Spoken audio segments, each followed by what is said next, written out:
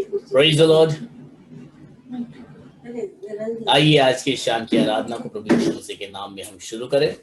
Let's start. अपनी आंखों को हम बंद करेंगे, आज की आराधना को शुरू करें। Hallelujah Lord Jesus. प्रभु यीशु, फिर एक बार आपके अनुग्रह के सिंहासन के आगे प्रभु हम अपने सरों को झुकाते हैं। प्रभु आप अति दयालु अनुग्रहकारी पिता हो प्रभु, और प्रभु आपके जैसा कोई भी नहीं है। और प्रभु हम आपके दयासन के आगे अपनी विनती को लेकर आते हैं कि आज तक भी प्रभु आपका अनुग्रह हम पर बना रहा प्रभु, और जितने भी आपके चरणों में आकर अपनी जरूरतों को आपके चरणों में रखे हैं, तो प्रभु आपने अपने दया के भंडार से उनकी हर जरूरत को भी आपने पूरा किया है। हम आपसे मांगते हैं प्रभु कि आज की आराधना कईयों के लिए छुटकारे का कारण बनने पाए प्रभु, चंगाई का कारण बनने पाए प्रभु, अनुग्रह का कारण बनने पाए प्रभु। होने दीजिए जितने भी आज इस आराधना में जुड़ते हैं वे आपके स्पर्श को प्राप्त करें, आपकी वाणी उनको प्राप्त हो प्रभु यीशु मसीह, वे आपके दर्शन को प्राप्त करें प्रभु, आपकी प्रभु अपने जीवन में आपका मार्गदर्शन प्राप्त करें प्रभु यीशु। आज की आराधना का कब्जा कीजिए प्रभु। आज जो प्रचारक, आज जो वक्ता प्रभु आपके वचनों को लेकर आते हैं, उनका भी अभिषेक कीजिए प्रभु। सुनने वालों की आत्मिक कानों को आप खोल दीजिए प्रभु यीशु मसीह, और होने दीजिए आज की शाम में आपकी मर्जी पूरी होने दीजिए प्रभु। अब से आगे के पूरे समय को प्रभु हम आपकी सामर्थ्य हाथ में सौंपते हैं। प्रार्थना हमारे उद्धार करता प्रभु यीशु मसीह नासरी के नाम से मांगते हैं, आमीन आमीन आमीन आमीन। हालेलुया। सो आइए, जब खुदा बाप के चरणों में मैं और आप एकत्रित हुए हैं, तो क्यों ना कुछ गीतों को गाकर प्रभु की आराधना करेंगे। सो सिरिल आज इन गीतों में हमारी अगुवाई करेंगे। Praise the Lord Jesus. Hallelujah.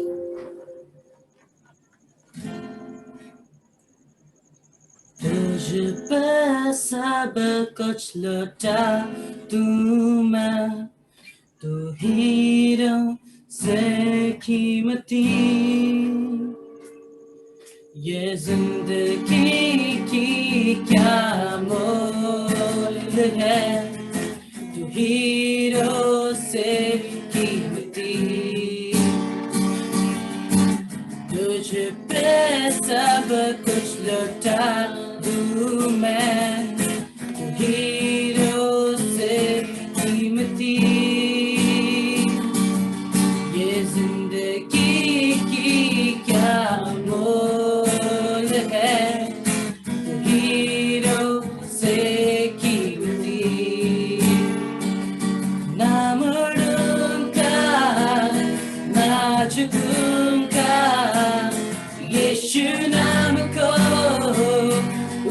करूंगा ना मुड़ूंगा ना झुकूंगा, यीशु नाम को ऊंचा करूंगा।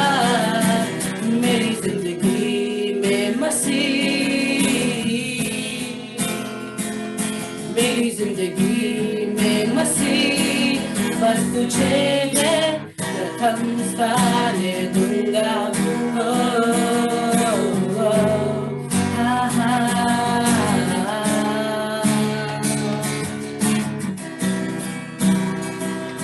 तेरी रूह की बारिश भिगाए मेरे मन को, सही राह दिखाए तेरे वचनों ने मुझको। तेरी रूह की बारिश भिगाए मेरे मन को, सही राह दिखाए तेरे वचनों ने मुझको। ना मुड़ूंगा ना झुकूंगा, यीशु नाम को ऊंचा करूंगा।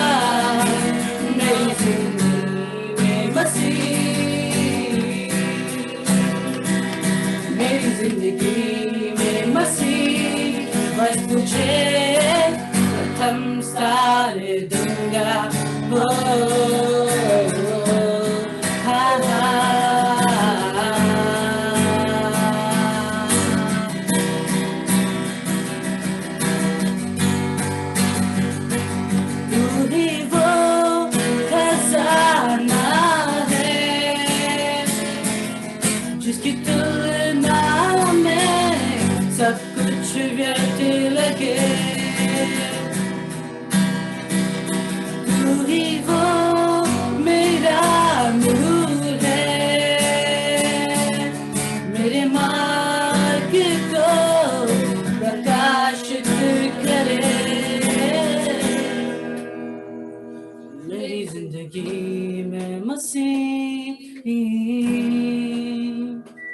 मेरी जिंदगी में मसीह बस तुझे प्रथम स्थान दूंगा।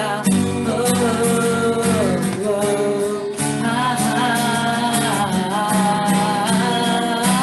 मेरी जिंदगी में मसीह, मेरी जिंदगी में मसीह बस तुझे प्रथम स्थान दूंगा।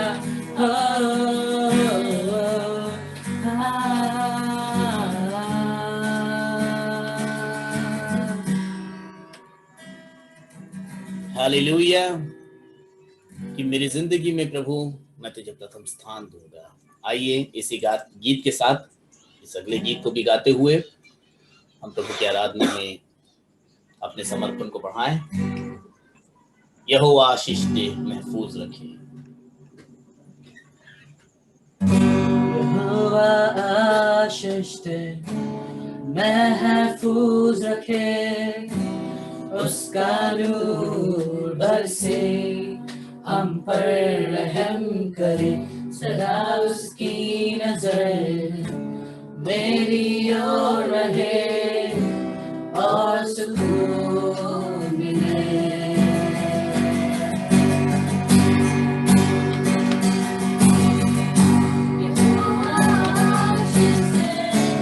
महफूज रखे, उसका नूर बरसे, हम पर रहम करे, सदा उसकी नजर मेरी ओर रहे और सुकून मिले।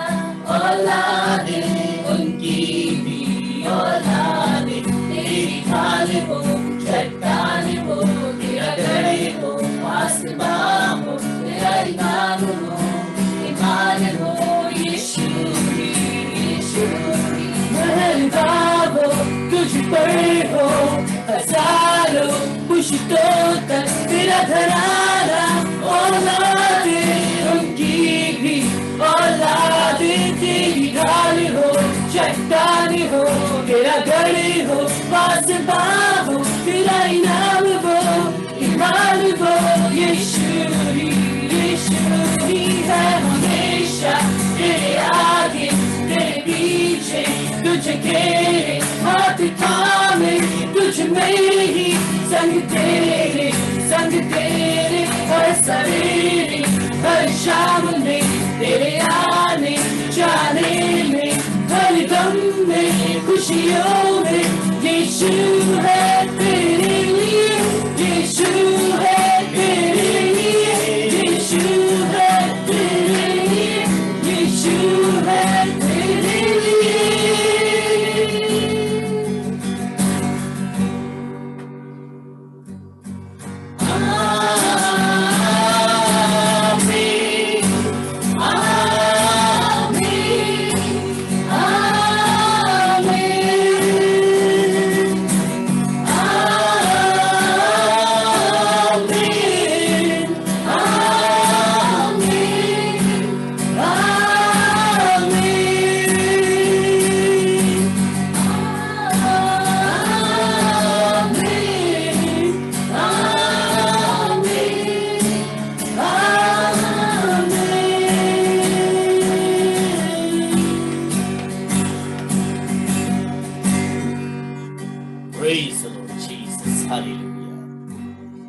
यहोवा आशीष दे, महफूज रखे, क्योंकि वही हमारा मेहरबान है, वही हमारा आशीष देने वाला है। वही हमारे आगे पीछे हमें घेर कर रखने वाला परमेश्वर है। आइए सुंदर शाम के समय जब हमने गीतों के द्वारा प्रभु की आराधना में प्रवेश किया है, आइए एक प्रार्थना और उसके बाद हम संदेश में आगे बढ़ेंगे। यदि डायना प्रार्थना में हमारी अगुवाई कर सकती हैं। Diana, are you there? अगर डायना नहीं है देन रोनाल्डो। मामा आवाज आ रहा है? Okay Diana, yes yes yes, we can hear you. Praise the Lord.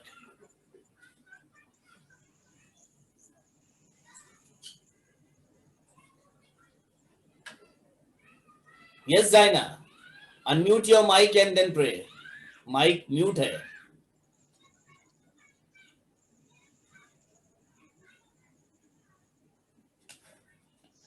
Diana, unmute your mic. Your mic is mute. हाँ, नो, मामा आ रहा है? हाँ अभी आ रहा है, बराबर है। प्रे। आइए हम प्रे करते हैं। हालेलुया हालेलुया, आपको धन्यवाद देते हैं। आपने स्पेशल क्या आपका आपने हमें संभाला क्या इसके आपको धन्यवाद देते हैं। हमारे जो भी परेशानी है आपने दूर किया इसके आपको धन्यवाद देते हैं। आपको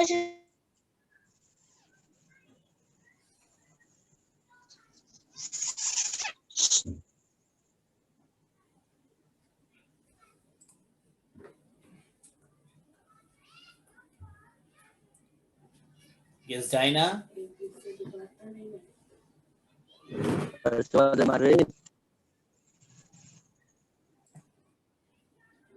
साथ आप देना हर एक की जरूरत कबूल की।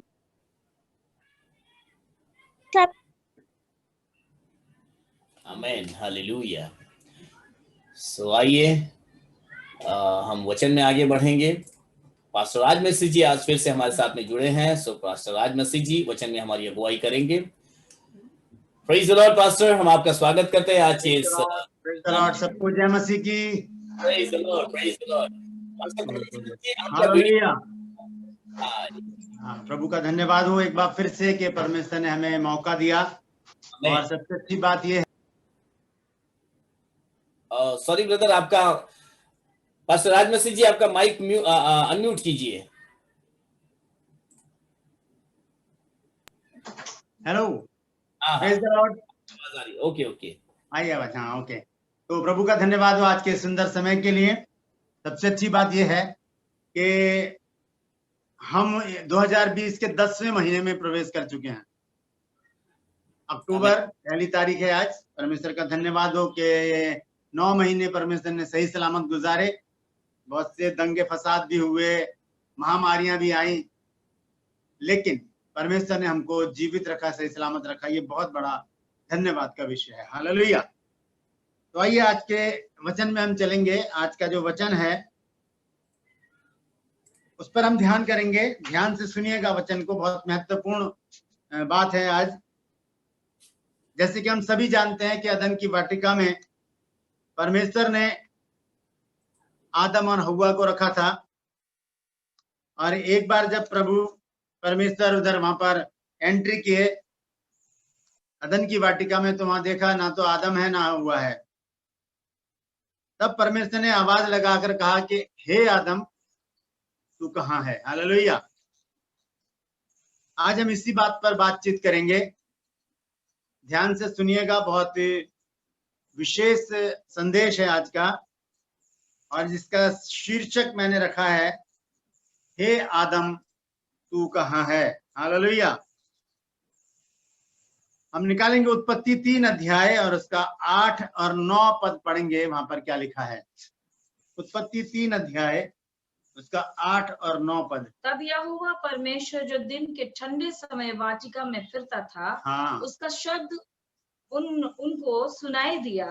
तब आदम और उसकी पत्नी वाटिका के वृक्षों के बीच यहोवा परमेश्वर से छिप गए। तब यहोवा परमेश्वर ने पुकार कर आदम से पूछा, तू कहाँ है? हालेलुया। यहाँ पर लिखा है कि दिन के ठंडे समय परमेश्वर ने क्या किया? अदन की वाटिका में एंट्री की। लिखा है तब यहोवा परमेश्वर जो दिन के ठंडे समय वाटिका में फिरता था, उसका शब्द उनको सुनाई दिया, शब्द वचन, हालेलुया। और मैं आपको बता दूं कि शब्द जो है वो कभी भी मरता नहीं है, शब्द हमेशा जीता है। इसीलिए नीति वचन में एक बात लिखी है 16 अध्याय में, अगर हम देखें, हालेलुया,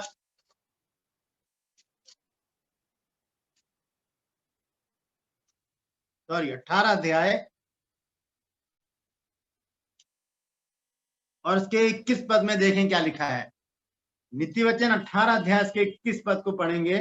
जीव के वश में मृत्यु और जीवन दोनों होते हैं। हाँ, और जो उसे काम में लाना जानता है वह उसका फल भोगेगा। हाँ, यहाँ लिखा है कि जीव के वश में, उसके कंट्रोल में जीवन और मृत्यु दोनों होते हैं। यानी कि अगर हम बुरा बोल रहे हैं तो बुरा ही होगा, अच्छा बोल रहे हैं तो अच्छा ही होगा।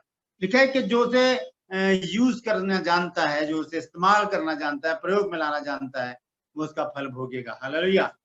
तो बहुत जरूरी है इस बात को जानना कि परमेश्वर ने जब अदन की वाटिका में आवाज लगाई कि हे आदम तू कहाँ है, तब परमेश्वर ने देखा कि वहां तो ना आदम है ना आदम की जात, कुछ भी नहीं है वहां पर, सन्नाटा पड़ा हुआ है, सन्नाटा है, वहां पर कोई भी नहीं है। परमेश्वर ने पुकार कर कहा हे आदम तू कहाँ है, हालेलुया, उसे पुकार कर बोला। और ये शब्द है जो आज से लगभग 6000 साल पहले परमेश्वर ने कहा था आदम को कि हे आदम तू कहाँ है। यही शब्द आज भी मेरे और आपके लिए है। आज हमसे भी परमेश्वर बोलता है, हमसे भी परमेश्वर कहता है कि हे आदम तू कहाँ है, या हे राजमैसी तू कहाँ है। क्योंकि हम जानते हैं कि आदम को और हव्वा को कहाँ पर होना चाहिए था। आदम को और हव्वा को अदन की वाटिका में होना चाहिए था, लेकिन वो वहां पर नहीं थे। और परमेश्वर हमें जहां पर देखना चाहता है और हम वहां पर नहीं होते, तब परमेश्वर हमें पुकार कर कहता है कि तू कहां पर है। हालेलुया। हम देखेंगे भजन संहिता 118 अध्याय और उसका 89 पद। हालेलुया।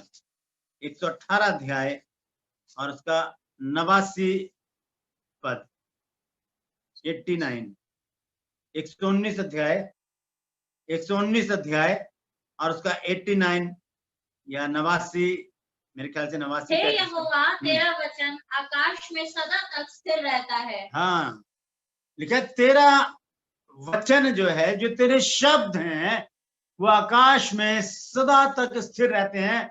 वो वचन मरता नहीं, वो डेड नहीं होता।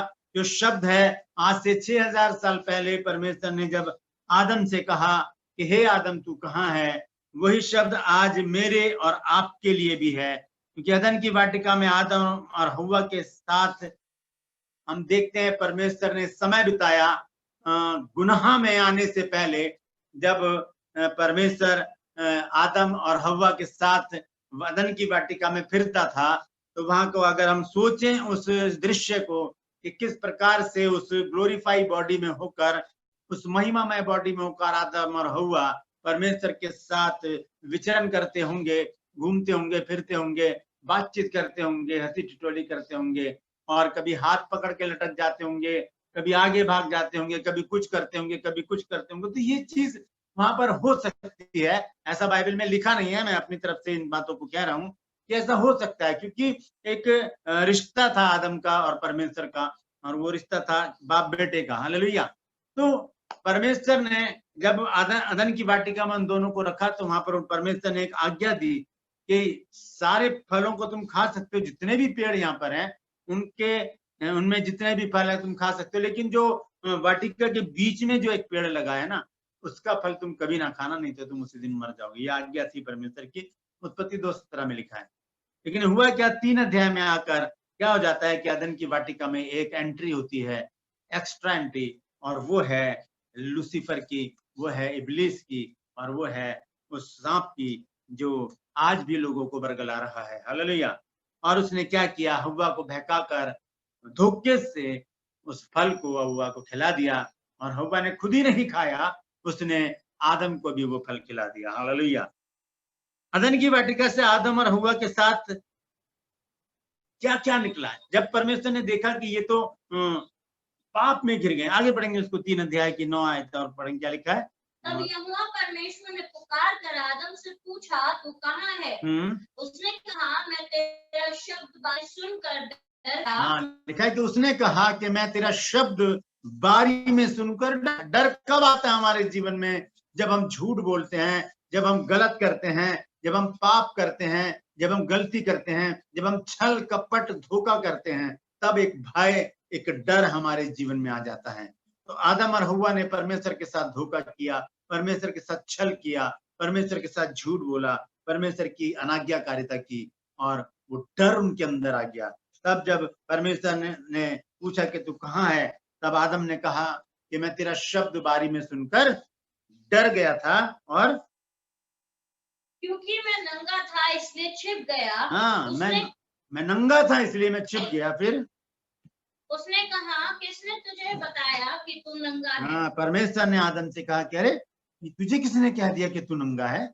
जिस वृक्ष का फल खाने को मैंने तुझे मना किया था, जिस वृक्ष का फल मैंने खाने के लिए तुझे मना किया था, क्या तूने उसका फल खाया है? तूने वो खा लिया। हालेलुया। कितना दुख परमेश्वर को अंदर से हुआ होगा उस समय कि मैंने अपने बच्चों को आज्ञा दी कि ऐसा मत करना, ऐसा मत करना, और इन्होंने ऐसा ही किया। कोई बच्चा अगर घर में हो और हम लोग जो बड़े हैं वो घर से बाहर चले जाएं, बच्चा अकेले हैं घर में, और हम उनसे कहेंगे बेटा बिजली के तार पे हाथ मत लगाना, ये मत करना, वो मत करना, और जब हम घर में वापस आते हैं शाम को या कभी भी, हम देखते हैं कि वो तो बुरे हाल में है, वहां पर रो रहे हैं, बहुत परेशानी में है। पूछेंगे क्या हुआ, कि बिजली का तार छू लिया था, बिजली के प्लग में हाथ लगा दिया था, या ये कर दिया था। यानी कि जिस काम को हम मना करते हैं, अदबदाकर बच्चे वही काम करते हैं, और यही काम आदम और हव्वा ने भी किया। और क्या हुआ, परमेश्वर ने उनको अंगरखे पहनाकर क्या किया, उनको अदन की वाटिका से बाहर कर दिया। अदन की वाटिका में से आदम और हव्वा के साथ साथ कुछ और भी निकला था, और वो थे कष्ट, मृत्यु, श्राप, बीमारी, चिंताएं, वेदनाएं, और एक चीज और निकली थी, वो था दंड। हालेलुया। वो दंड था जो अदन की वाटिका से आदम और हव्वा के साथ निकला। हम देखते हैं कि दंड की आज्ञा क्या है। हालेलुया। दंड की आज्ञा क्या है? दूसरा पत्रस 2 अध्याय 1, 2 और 3 आयत हम पढ़ेंगे। वहां पर क्या लिखा है? जिस प्रकार उन लोगों में झूठे भविष्यवक्ता थे, उसी प्रकार तुम में भी झूठे उपदेशक होंगे। हालेलुया। जो नाश करने वाले पाखंड का उद्घाटन छिप कर करेंगे, और उस स्वामी का जिसने उन्हें मोल लिया है इनकार करेंगे, और अपने आप को शीघ्र विनाश में डाल देंगे। और बहुत से उनके समान लुचपन करेंगे, जिनके कारण सत्य के मार्ग की निंदा की जाएगी। वे लोभ के लिए बातें गढ़कर तुम्हें अपने लाभ का कारण बताएंगे, और जो दंड की आज्ञा उन पर पहले से हो चुकी है, उसके आने में कुछ भी देर नहीं, और उनका विनाश ऊँघता नहीं। हालेलुया। दंड की आज्ञा जो है वो पहले से ही हो चुकी है, लेकिन कारण होते हैं हर एक बात। क्या ये देखें दंड की आज्ञा का कारण क्या है? यूहन्ना 3 अध्याय 19 और 20 पद को पढ़ेंगे। वहां पर क्या लिखा है कि दंड की आज्ञा का कारण क्या है? यूहन्ना 3 अध्याय उसका 19 और 20 पद। और दंड की आज्ञा का कारण यह है कि ज्योति जगत में आई है, और मनुष्य ने अंधकार को ज्योति से अधिक प्रिय जाना, क्योंकि उनके काम बुरे थे। हालेलुया। क्योंकि जो कोई बुराई करता है वह ज्योति से बैर रखता है, और ज्योति के निकट नहीं आता, ऐसा न हो कि उनके कामों पर दोष लगाया जाए। बस। हालेलुया। लिखा है कि और दंड की आज्ञा का कारण यह है कि ज्योति जगत में आई है, और मनुष्यों ने अंधकार को ज्योति से अधिक प्रिय जाना, क्योंकि उनके काम बुरे थे। क्योंकि जब हम उजाले में आना चाहेंगे, हम अगर रोशनी में आना चाहेंगे, तो हमारा जो भी नंगपना होगा, हमारे फटे कपड़े होंगे, वो हम रोशनी में ही दिखेंगे। हालेलुया। अब मान लीजिए कि एक बहुत बड़ा मकान है और उसके अंदर अंधकार है पूरी तरह से, और हम पहली बार उसके अंदर एंट्री कर रहे हैं, तो हम सोचेंगे अंदर घुसते ही एक दीवार पर बड़ा सा टीवी रखा होगा, बड़ा सा फ्रिज होगा, वहां पर सोफे लगे होंगे, ये होगा वो होगा। हम बहुत अपने दिमाग में इमेजिन करके चलेंगे कि ये मिलेगा वो मिलेगा उस कमरे में। लेकिन जैसे ही वहां पर लाइट ऑन की जाएगी, क्या देखेंगे? ना वहाँ सोफा है ना कुछ है, दीवारें उखड़ी पड़ी हैं, प्लास्टर उखड़ा पड़ा है दीवारों का, और जाले लगे हुए हैं हर जगह, खिड़की टूट पड़े हैं। तब कैसा लगा? क्योंकि ये उजाले में ही दिखता है, अवगुण हमारे उजाले में ही दिखते हैं, हमारे पाप जो है वो उजाले में ही दिखते हैं, अंधकार में नहीं दिखते। इसीलिए लोगों ने अंधकार को ज्योति से अधिक प्रिय जाना, क्योंकि उनके काम बुरे थे। इसीलिए वो प्रभु के पास नहीं आते, क्योंकि उनके कामों पर क्या दिया जाएगा? उलाहना दिया जाएगा। इसलिए यहाँ लिखा है कि दंड की आज्ञा का कारण ये है कि ज्योति जगत में आई है और मनुष्य ने अंधकार को ज्योति से अधिक प्रिय जाना, क्योंकि उनके काम बुरे थे। हालेलुया। आइए थोड़ा सा आगे बढ़ते हैं। मैं आपको आज बताना चाहता हूं उस शब्द के बारे में, जब परमेश्वर ने आदम से कहा कि हे आदम तू कहाँ है। एक छोटा सा चैप्टर मैं पढ़वाना चाहूंगा, 2 शमूएल 11 अध्याय, और उसका 1 पद से पढ़ेंगे 6 पद तक। वहां पर क्या लिखा है? 2 शमूएल 11 अध्याय और 1 पद से हम पढ़ेंगे। मेरी आवाज आ रही है तो बताइए आप लोग। यस, बिल्कुल पास्टर, आ रही है आवाज, बिल्कुल अच्छे से आ रही है। Okay, thank you. हम पढ़ेंगे 2 शमूएल 11 अध्याय 1 पद से पढ़ेंगे। ध्यान से सुनिए क्या लिखा है। हाँ, फिर जिस समय राजा लोग युद्ध करने को निकला करते हाँ, हैं, जिस समय राजा लोग युद्ध करने के लिए निकला करते हैं। राजा लोग कौन है? अब जब हम क्लास लेते हैं हम लोग, तो मैं बच्चों से पूछता हूँ बहुत बार, तो बताइए कि राजा लोग कौन है? तो वो कहते हैं यीशु मसीह है राजा, या दाऊद को बताते हैं राजा। लेकिन बात सारी ये है, अगर हम यीशु मसीह को राजाओं का राजा कहते हैं तो हम राजा हुए। वो हमारा राजा है, वो हमारा राजा है। प्रभु यीशु मसीह हमारा राजा है, हम राजा हैं, वो राजाओं का भी राजा है। इसलिए बाइबल में लिखा है कि वो राजाओं का राजा है। हालेलुया। तो लिखा है जिस समय राजा लोग, यानी कि हम लोग युद्ध करने के लिए निकला करते हैं। याद रखिएगा अजीजों, युद्ध जो होता है वो हमारा चर्च से शुरू होता है, वहीं से हमारी शिक्षा है, वहीं से हमारे लिए आगे बढ़ना है, वहीं से हमारा युद्ध है। और ये हमारा युद्ध मनुष्यों से नहीं है, जिस तरह से इफिसियों 6 अध्याय में लिखा है 10 से आगे अगर हम पढ़े तो वहां लिखा है कि हमारा ये मल्ल युद्ध लहू और मांस से नहीं, परंतु प्रधानों से, अधिकारियों से और उस अंधकार की सामर्थ्य है जो आकाश में। हालेलुया।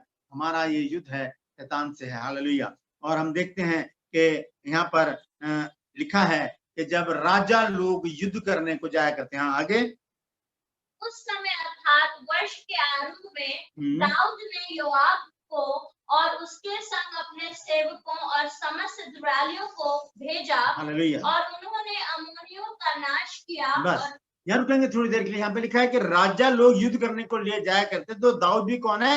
एक राजा है। लेकिन जब अम्मोनियों से लड़ाई युद्ध हो रहा है, तब वहां पर उसने किस किस को भेज दिया? योआब को भेज दिया, इजरायलियों को भेज दिया, और अपने सेवकों को भेज दिया कि जाओ तुम लोग युद्ध करो। हमारे जीवन में भी ऐसा होता है कई बार कि हम अपने बच्चों को कह देते हैं कि बच्चों आज तुम चर्च चले जाओ, आज हमें कुछ काम है, हमें आज मीटिंग में जाना है, आज हमें रिश्ते देखने के लिए जाना है, आज हमें घर में सफाई करनी है, हमें गाड़ी साफ करनी है, हमें कूलर साफ करना है, हमने ये काम करवाना है घर में, वो काम करवाना है। हम चर्च ना जाकर हम क्या कर जाते हैं? हम घर में रह जाते हैं। और किसको भेज देते हैं? चर्च में बच्चों को भेज देते हैं। और इसके विपरीत भी ऐसा होता है कि बच्चे भी कई बार क्या कहते हैं? मम्मी पापा आज आप चले जाओ, आज हमारे बच्चे अपने फ्रेंड्स के साथ, अपने दोस्तों के साथ हमारी पार्टी है, हम चर्च नहीं जाएंगे। हर संडे तो जाते हैं, आज नहीं जाएंगे तो क्या हो गया? इस तरह से क्या होता है कि हम परमेश्वर से अलग हो जाते हैं। कहाँ हमें होना कहाँ चाहिए? आदम को कहाँ होना चाहिए था जब परमेश्वर ने उसको पुकारा कि हे आदम तू कहाँ है? और यहाँ पर भी हम देख रहे हैं कि दाऊद जो है वो यरूशलेम में रह गया। उसने योआब को, उसने समस्त इजरायलियों को, और उसने अपने सेवकों को युद्ध करने के लिए युद्ध क्षेत्र में भेज दिया। हालेलुया। और वहां पर लिखा है कि जब वो लोग वहां पर गए तो उन्होंने क्या किया? पढ़ेंगे दोबारा से। उन्होंने क्या कर दिया? अम्मोनियों का नाश कर दिया और रब्बा नगर को घेर लिया। हालेलुया। वो विजयी हो गए वहां पर। हालेलुया। याद कीजिए, यही दाऊद जब गोलियत से लड़ने के लिए जा रहा था, उसके पास क्या था? 5 पत्थर थे, एक गोफन था, एक लाठी थी। और वो जब लड़ने जा रहा था तो गोलियत उसको देखकर हंसा और कहने लगा कि तू लड़का होकर मुझसे युद्ध करने आ रहा है? तो तू लाठी लेकर मेरे पास आता है क्या? मैं कुत्ता हूं जो तू लाठी लेकर मेरे पास आता है?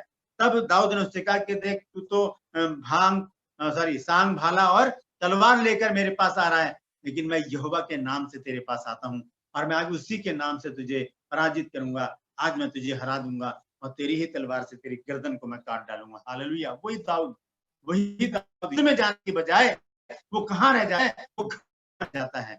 वहां पर हम देखते हैं कि उसने किस किस को भेज दिया, योआब को भेज दिया, सेवकों को भेज दिया, इजरायलियों को कहा जाओ लड़ लो, है ना। ऐसे हम भी करते हैं, हम चर्च ना जाकर क्या करते हैं, बच्चों को भेज देते हैं। याद रखिए, एक बहुत बड़ी घटना हमारे साथ हो सकती है, जिस तरह से ये घटना दाऊद के साथ हुई। वो जब युद्ध क्षेत्र में नहीं गया, यहाँ पर लिखा है कि वर्ष के आरंभ में जब राजा लोग युद्ध करने को जाया करते हैं, मैं इस बात को इस बात से जोड़ता हूँ कि 31 दिसंबर की रात को हमने खूब डांस किया, खूब डीजे पर डांस किया, और पहली तारीख को जब चर्च जाने का समय आया तो हम पढ़कर सो रहे हैं। हमने कह दिया मम्मी पापा आप चले जाओ, या मम्मी पापा ने बच्चों से कह दिया कि आज तुम चले जाओ, आज हमें घर में कुछ काम है। हालेलुया। ऐसा नहीं होना चाहिए। हमें जहां होना चाहिए, जहां परमेश्वर में देखना चाहता है ना, हमें वहां पर होना चाहिए। अगर हम वहां पर नहीं हैं तो 100% हम शैतान की गिरफ्त में हैं। हालेलुया। हम गलत हैं, हमने कुछ ऐसा गलत किया है जिससे हम छुप रहे हैं। हमसे कुछ ऐसी बात हो गई है जो मैं जानता हूं या परमेश्वर जानता है। अब दाऊद ने क्या किया, उन लोगों को वहां पर युद्ध करने के लिए भेज दिया। वो तो जीत गए। वहां पर वहां लिखा है उन्होंने क्या करा कि अमोनियों को मार गिराया और रब्बा नगर को घेर लिया। वो विजयी हो गए वहां। लेकिन आगे क्या लिखा है, पढ़ें। परंतु दाऊद यरूशलेम में रह गया। हाँ, दाऊद कहां पर रह गया, वो यरूशलेम में ही रह गया। यरूशलेम का मतलब है रोटी का घर। वो घर में ही रह गया, वो घर में ही रह गया। उसको कहाँ होना चाहिए था, उसे युद्ध क्षेत्र में होना चाहिए था। उसको, वो एक अगुवा है, वो एक लीडर है, उसको लीडरशिप पूरी करनी चाहिए थी अपने योद्धाओं के साथ। उसे युद्ध क्षेत्र में होना चाहिए था, लेकिन वो वहां पर नहीं था। आदम को अदन की वाटिका में होना चाहिए था, लेकिन आदम अदन की वाटिका में नहीं था, क्योंकि गलत था वो भी। हालेलुया। अब उसके बाद क्या हुआ, सांझ के समय दाऊद पलंग पर से उठकर राजभवन की छत पर टहल हाँ, लिखा है शाम के समय क्या हो गया, दाऊद उठा और राजभवन की छत पर क्या कर रहा था, वो टहल रहा था। और वहां से उसने एक स्त्री को देखा जो बहुत सुंदर थी, हित्ती उरिया की पत्नी। वो नहा रही थी। हालेलुया। और जब वो नहा रही थी तब क्या हुआ, उसने उसकी सुंदरता को देखकर व्यभिचार उसके मन के अंदर आ गया। हालेलुया। मैं यहाँ पर इस बात को इस तरह से लेता हूं कि जब शैतान ने देखा युद्ध क्षेत्र में कि दाऊद यहाँ पर नहीं है, तो वहां से वो आया बड़ी स्पीड में और उसने देखा कि दाऊद कहाँ पर है, छत पर टहल रहा है। तो उसने सीधा अटैक दाऊद के मन में किया। हालेलुया। हम देखते हैं हननिया सफीरा के बारे में, नया नियम में हननिया सफीरा पति पत्नी थे। उन्होंने कुछ भूमि बेची और आधा हिस्सा अपने पास रख लिया, आधा हिस्सा वो देने को गए पतरस के पास। तब पतरस ने कहा, प्रेरितों के काम 5 अध्याय के 3 पद में लिखा है कि हे हननिया, शैतान ने तेरे मन में ये बात क्यों डाली कि तू पवित्र आत्मा से झूठ बोले। हालेलुया। पवित्र आत्मा से झूठ बोले, मन में डालता है शैतान। और वही बात, वही व्यभिचार दाऊद के मन में शैतान ने डाल दिया और वो उस पर मोहित होकर उसने उस स्त्री को बुलाया और उसके साथ उसने व्यभिचार किया और पाप में फंस गया। हालेलुया। अगर वो युद्ध क्षेत्र में चला जाता तो शैतान उसे कभी भी यूज नहीं करता, वो कभी भी पाप में नहीं फंसता। हालेलुया।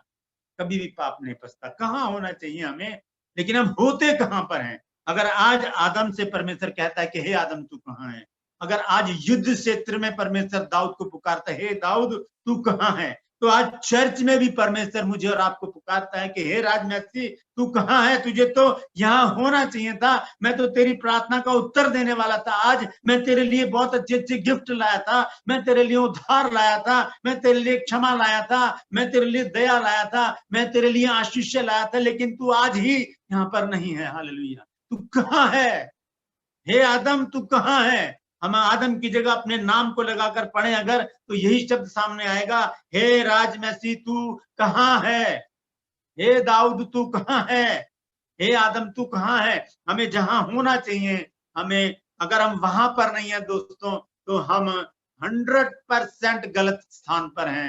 100% हम शैतान की गिरफ्त में हैं, जैसे आदम था, जैसे दाऊद था। हालेलुया। हम नए नियम में भी आकर देखते हैं प्रत्यक्ष रूप में हम कैसे स्थान पर नहीं होते जहां हमें होना चाहिए। हालेलुया। हम देखेंगे यीशु मरकुस 7 अध्याय और उसका 6 पद पढ़ेंगे। वहां पर क्या लिखा है? मरकुस 7 अध्याय उसका 6 पद। उसने उससे कहा, यशायाह ने तुम कपटियों के विषय में बहुत ठीक भविष्यवाणी की है। हालेलुया। जैसा लिखा है, ये लोग होठों से तो मेरा आदर करते हैं। अब ये नए जमाने की बात आ गई, ये नए नियम की बात आ गई। वहां पर परमेश्वर की बातचीत हो रही थी। यीशु मसीह यहाँ पर एक शिक्षा हमको दे रहे हैं, वो समझा रहे हैं एक बात को। यहाँ कहते हैं कि यशायाह ने तुम कपटियों के विषय में सही भविष्यवाणी की है कि ये लोग होठों से तो मेरा आदर करते हैं, हे प्रभु करते रहते हैं। जैसे हवा चली और पत्ते फड़फड़ाए, उसी तरह से जरा सी आराधना में बैठे तो तालियां बजाना शुरू कर दिया, आंख बंद करके हालेलुया बोलना शुरू कर दिया, और जैसे ही आराधना खत्म हुई तो अपने फिर वही उसी बातों में लग गए। यहाँ पर क्या हो जाता है कि जब वचन चलता है, हम इधर देखते हैं उधर देखते हैं, हमारे विचार हमें दौड़ाए पड़ते हैं कि अब हम यहाँ करेंगे, अगर जल्दी छूट गए चर्च से तो हम ये काम कर लेंगे, वो कर लेंगे। हमारे विचार हमें इधर उधर दौड़ाए फिरते हैं। यहाँ पर क्या लिखा है कि तुम्हारे मन मुझसे दूर हैं। क्यों? क्योंकि हम बैठे तो कहीं और होते हैं, लेकिन हमारा मन हमको कहीं और लेकर जाता है। हम बैठे तो मीटिंग में हैं, हम बैठे तो चर्च में हैं, लेकिन हमारा मन कहाँ पर है? किचन में। दाल ना जल जाए, खाना ना जल जाए, सब्जी ना जल जाए। हमारा मन कहाँ पर है कि कल मुझे कुछ काम है, वहां पर मैं जल्दी निकलूंगा, सुबह तो मैं टाइम से पहुंच जाऊंगा। कल की बात कल पर छोड़ो ना, रसोई की बात रसोई पर छोड़ो। अगर आपको पता है कि आपके घर में मीटिंग है तो आप जल्दी काम खत्म करके मीटिंग में बैठिए। अगर आपको पता है कि आपको संडे का 9 बजे का आपका चर्च है तो 8 बजे तक अपने काम निपटा लीजिए या बाद में कर लीजिए, परमेश्वर को पहला स्थान दीजिए। हालेलुया। तो ऐसे करने से क्या हो जाता है कि हम परमेश्वर से दूर हो जाते हैं। तब परमेश्वर कहता है कि हे आदम, तू कहाँ है? तेरा मन कहाँ पर है? तेरे विचार कहाँ पर है? तू कहाँ पर है? तू बैठा तो यहाँ है, लेकिन तेरा मन मुझसे लगा नहीं है। हालेलुया। तेरा मन मुझसे लगा हुआ नहीं है। दाऊद वही व्यक्ति था जिसके विषय में परमेश्वर ने कहा प्रेरित काम 13 अध्याय में कि मुझे मेरे मन का सा व्यक्ति मिल गया है। वही व्यक्ति क्या हो जाता है? पाप में गिर जाता है। लेकिन बाद में जब परमेश्वर ने नातान नबी को उसके पास भेजा, तब उसने उस बात को जान लिया, उसने पश्चाताप किया। भजन संहिता 51 अध्याय उसका पश्चाताप है, तब परमेश्वर ने उसको क्षमा किया। हालेलुया। तो मैं बताना चाह रहा हूं कि दंड की आज्ञा हमको वहीं से मिल गई जब आदम और हव्वा ने गुनाह किया। और दंड की आज्ञा का कारण यह है कि हम ज्योति से बैर रखते हैं, हम परमेश्वर की संगति से बैर रखते हैं, हम परमेश्वर के लोगों की संगति से बैर रखते हैं। हमें अंधकार के काम अच्छे लगते हैं, हमें बुराई करना अच्छा लगता है, हमें व्यभिचार करना अच्छा लगता है, हमें गाली गलौच, नशा, चुगली, बेईमानी, छल कपट करना अच्छा लगता है, बनिस्बत इसके कि हम परमेश्वर के लोगों के साथ संगति करें, उनके साथ बैठकर आराधना स्तुति करें, उनके साथ बैठकर वचन मनन करें। बहुत सी बातें वचन में ऐसी है जो हमें समझ में नहीं आती, हम परमेश्वर के लोगों से पूछें और उनसे कहें कि हमें बताइए कि इसका अर्थ क्या है। हालेलुया। नहीं तो बहुत बार क्या होता है, लोग सोचते हैं बाद में पूछ लेंगे, और जब बात गई तो फिर वो बात लंबी चली जाती है, उसके बाद पूछने का मौका नहीं मिलता। हालेलुया। आइए आखिर में एक वचन में और पढ़ना चाहूंगा, उसके बाद मैं समाप्त करूंगा। रोमियो की पत्री 8 अध्याय और उसका 1 पद पढ़ेंगे। वहां पर क्या लिखा है? हालेलुया। 8 अध्याय और उसका 1 पद।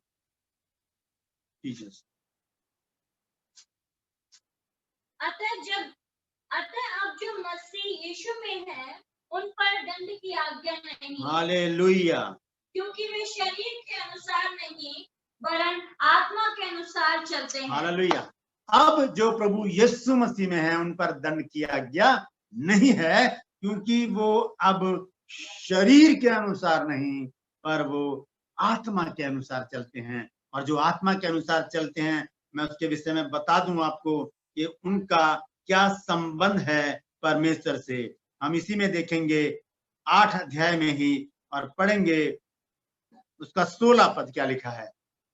यहाँ लिखा आत्मा आप ही हमारी आत्मा के साथ गवाही देता है कि हम परमेश्वर की संतान हैं। हम परमेश्वर की संतान बन जाते हैं। तो परमेश्वर की संतान पत्तों में नहीं छुपेगी, आदम की तरह नहीं छुपेगी, दाऊद की तरह घर में नहीं रह जाएगी। अगर हम परमेश्वर की संतान हैं, अगर परमेश्वर के लहू से हम खरीदे गए हैं, तो आज हमें परमेश्वर की संगति में बने रहना। पहला कुरिन्थियों उसके में कि परमेश्वर ने हमें प्रभु यीशु मसीह की संगति में बुलाया है, छुपने के लिए नहीं बुलाया, घर में रह जाने के लिए नहीं बुलाया। ऐसा ना हो कि कल को परमेश्वर मुझे और आपको भी कहे कि हे राजमसी तू कहाँ है। अगर वो ऐसा बोले, हे राजमसी तू कहाँ है, तो मैं कहूं कि प्रभु देख मैं यहाँ उपस्थित हूँ, तू मुझसे बातचीत कर। हालेलुया।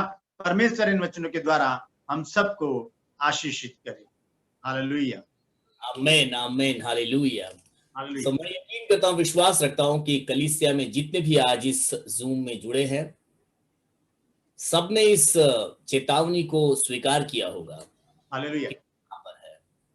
हालेलुया कि तू कहां पर है। आज सच में हम में से हर एक को अपने आप को परखने की जरूरत है कि मैं कहां पर हूं। क्या मैं परमेश्वर के समीप आने के मतलब समीप आया हूं या मैं परमेश्वर से दूर हूं। परमेश्वर से क्या परमेश्वर का या क्या मेरा मन परमेश्वर से लगा हुआ है या मेरा मन संसारिक रीतियों में पड़ा हुआ है। क्योंकि आज चारों ओर ऐसा मौका बना हुआ है, ऐसा मंजर, ऐसा माहौल बना हुआ है कि परमेश्वर से दूर जाने के लिए हमें बहुत ज्यादा मतलब समय नहीं लगता। थोड़ा सा मन चंचल हो गया और परमेश्वर से दूर होने का पूरा चांसेस है। और प्रभु का हम धन्यवाद करते हैं कि रोज दर रोज पिछले 6-7 महीने से हमें प्रभु के वचन मिल रहे हैं। और मेरा यकीन है कि प्रभु के वचन जब भी पुकारे जाते हैं, ये व्यर्थ में यूं ही जाकर वापस नहीं आ जाते हैं। हालेलुया। जब इन वचनों को सुना जाता है, जब इन वचनों पर बोला जाता है, जब ये वचन हमारे परिवार के अंदर सुने जाते हैं, तो ये वचन काम करते हैं। हमने देखा कि आदम और हव्वा की क्या परिस्थिति हुई जब वे परमेश्वर के इतने निकट थे। परमेश्वर से दूर जाने में उनको ज्यादा समय नहीं लगा। बस एक मैं कहूंगा कि एक अभिलाषा, और अभिलाषा ने गर्भ धारण किया और पाप को उत्पन्न कर दिया। सो हमारी अभिलाषाएं हैं जो हमें परमेश्वर से दूर कर देती हैं। पास्टर राजमसी का हम धन्यवाद करते हैं कि उन्होंने एक अच्छा विषय कलीसिया के साथ में साझा किया। और मैं यकीन करता हूं कि हम में से बहुतेरों को अपना स्थान समझ आ गया होगा कि हमें किस तरह से अपने जीवन में तैयारी करनी है, हम कहां पर हैं। परखने का हमें भी समय मिल जाएगा। आइए अपने आप को परखते हुए अपने प्रार्थना में हम आगे बढ़ेंगे। पास्टर कालीचरण हमारे साथ में हैं, वे प्रार्थना में हमारी अगुवाई करेंगे और फिर हम इस आज की शाम की आराधना को समाप्त करेंगे। यस पास्टर कालीचरण जी, प्रार्थना में। आमीन। हाँ, मैं परमेश्वर को धन्यवाद करता हूँ कि सचमुच परमेश्वर ने अपने दास जो राजमसी जी हैं उनके द्वारा बहुत अच्छी बातें हम सब लोगों के पास पहुंचाया है। इस बात के लिए मैं धन्यवाद करता हूं और पास्टर जी का भी धन्यवाद करता हूं। आए हम प्रार्थना में चलेंगे और इन वचनों के ऊपर हम ध्यान केंद्रित करके और इसके ऊपर मनन करेंगे और विचार करेंगे और सोचेंगे। और जैसे यानी परमेश्वर वहां पे अदन की वाटिका के अंदर जो आदम और हव्वा को पुकार रहा है कि हे आदम तू कहाँ है, वैसे ही जैसे परमेश्वर का वचन हम लोगों के पास आया है, उन वचनों के अनुसार हम अपने आप को ढालने के लिए हम आगे बढ़ेंगे। तो आए हम प्रार्थना करेंगे और अपने आंखों को बंद करेंगे और इन वचनों को हम सोचते हुए, विचार करते हुए, अपने जीवन में रखते हुए हम इस पे चलने के लिए और प्रार्थना करेंगे। धन्यवाद करता हूँ मेरे जीवित और उद्धार करता प्रभु यीशु मसीह। हम आपको हृदय से इस वचन के लिए धन्यवाद करता हूँ मेरे राजा। सचमुच पिता परमेश्वर, आपने यहोशुआ हम सबको पिता परमेश्वर अपने दास के द्वारा जो वचन के द्वारा हमें पिता परमेश्वर तू बातचीत किया है प्रभु यीशु मसीह कि पिता परमेश्वर जैसे ही परमेश्वर ने अदन की वाटिका के अंदर जो आदम को पुकारा पिता परमेश्वर, वैसे ही पिता परमेश्वर हमें उस चर्च के अंदर पुकारता है पिता परमेश्वर। आज प्यारे प्रभु यीशु मसीह हमें अपने जीवन को देखते हुए, अपने जीवन के सारे पाप को दूर करते हुए प्रभु यीशु मसीह हमें उस चर्च में जाना है और पिता परमेश्वर निरंतर पिता परमेश्वर हमें वो परमेश्वर अपने पिता परमेश्वर संगति में रखना चाहता है। और प्रभु यीशु मसीह हमें पिता परमेश्वर सचमुच पिता परमेश्वर दाऊद के समान पिता परमेश्वर पाप में देखना नहीं चाहता है प्रभु यीशु मसीह। और पिता परमेश्वर जैसे ही पिता परमेश्वर हन्याना और सपेरा ने पाप किया पिता परमेश्वर नए नियम के अंदर, वैसे ही पिता परमेश्वर हमें पाप में रहने नहीं देता है, बल्कि पिता परमेश्वर हर समय हमें पुकारता है प्रभु यीशु मसीह। और हमें पिता परमेश्वर परमेश्वर वो चाहता है कि हम उसके संतान बनकर और पिता परमेश्वर अपने आप को आत्मा के अनुसार चलाएं। और पिता परमेश्वर सचमुच पिता परमेश्वर आज होने दे पिता परमेश्वर, जितने लोगों ने पिता परमेश्वर जूम मीटिंग के द्वारा पिता परमेश्वर आज पिता परमेश्वर तेरे कलाम तेरा वचन को सुना है प्रभु यीशु मसीह, उनके अंदर पिता परमेश्वर वो वचन 30 गुना 60 गुना और 100 गुना फलवंत होने पाए प्रभु यीशु मसीह। वो पिता परमेश्वर वो एक बीज के समान अंकुर लाए पिता परमेश्वर, और उनके जीवन को पिता परमेश्वर और परमेश्वर के संतान होकर पिता परमेश्वर आगे बढ़ने के लिए उनकी सहायता करे, मदद करे प्रभु यीशु मसीह, ताकि इस वचन के अनुसार अपने जीवन को चलाने वाले बने। यीशुआ हम आपको धन्यवाद करते हैं आज पिता परमेश्वर, ये वचन हम सबके लिए है पिता परमेश्वर। हम अपने जीवन को जांचते हुए और पिता परमेश्वर परखते हुए और पवित्रताई में और प्रभु की आत्मा के अनुसार हम चलाने के लिए अपने आप को तैयार कर सके। यीशुआ हम आपको धन्यवाद करते हैं और विश्वास करता हूँ प्यारे प्रभु यीशु मसीह, आज होने दे पिता परमेश्वर, जितने लोगों ने तेरे वचन को सुना है प्रभु यीशु मसीह जूम मीटिंग के द्वारा, उनके परिवार में उनके जीवन पे आशीष करना प्रभु यीशु मसीह। और पिता परमेश्वर उनके पिता शारीरिक रीति से, आत्मिक रीति से, आर्थिक रीति से तो मजबूत करना प्रभु यीशु मसीह, ताकि तुझ में दिन प्रतिदिन आगे बढ़ते चले जाएं। यीशुआ हम आपको धन्यवाद करते हैं। खास तौर से मेरी विनती है प्रभु यीशु मसीह, पिता परमेश्वर राज मसीह जी को पिता परमेश्वर उनके द्वारा पिता परमेश्वर तूने बातचीत किया, और मेरी विनती है प्रभु यीशु मसीह को उनको बहुत सारे वचनों का भंडारी बनाना प्रभु यीशु मसीह, उनको और बुद्धि और ज्ञान देना, समझ देना, और उनको बहुताय से इस्तेमाल करना प्रभु यीशु मसीह। उनके क्षेत्र में पिता परमेश्वर, उनके कलीसिया के अंदर पिता परमेश्वर तू दिन प्रतिदिन ग्रोथ करते जाना और उन्नति करते जाना, उनके परिवार में आशीष करना, और पिता परमेश्वर उनको आत्मिक रीति से, शारीरिक रीति से, आर्थिक रीति से तू मजबूत करना प्रभु यीशु मसीह, ताकि आने वाले दिनों में आओ तेरे लोगों के साथ पिता परमेश्वर तुझसे अच्छी अच्छी बातों को पाकर और सिखाने वाले बनते चले जाएं। यीशुआ हम आपको धन्यवाद करते हैं प्रभु यीशु मसीह, आज इस वचन के लिए हम धन्यवाद करता हूं। आपने अपने दास के द्वारा बातचीत किया है, इस बात के लिए मैं धन्यवाद करता हूं पिता परमेश्वर। सारी बातों के लिए हम धन्यवाद करता हूं प्रभु यीशु मसीह। पिता परमेश्वर जितने लोगों ने सुना है प्रभु यीशु मसीह, सबको तेरे हाथों में समर्पित करता हूं प्रभु यीशु मसीह, और सबकी सहायता और मदद और उनकी अगुवाई करना। यीशुआ हम आपको धन्यवाद करते हैं और विश्वास करता हूँ, सारी बातों के लिए धन्यवाद करता हूँ। हमारी हर एक प्रार्थना को सुना, उत्तर दिया पिता, हम आपको धन्यवाद करते हैं। सारा आदर और गौरव महिमा आपको देता हूँ। इस प्रार्थना को प्रभु यीशु मसीह के नाम से मांगता हूँ, आमीन आमीन आमीन आमीन। स्वर्गीय मर्त्य पाताल के खुदावंत प्रभु यीशु मसीह का अनुग्रह और उसकी दया, प्रभु यीशु मसीह की आशीषें और शांति हम सबों के संग प्रभु यीशु मसीह के दूसरे आगमन तक बनी रहे। आमीन आमीन आमीन आमीन।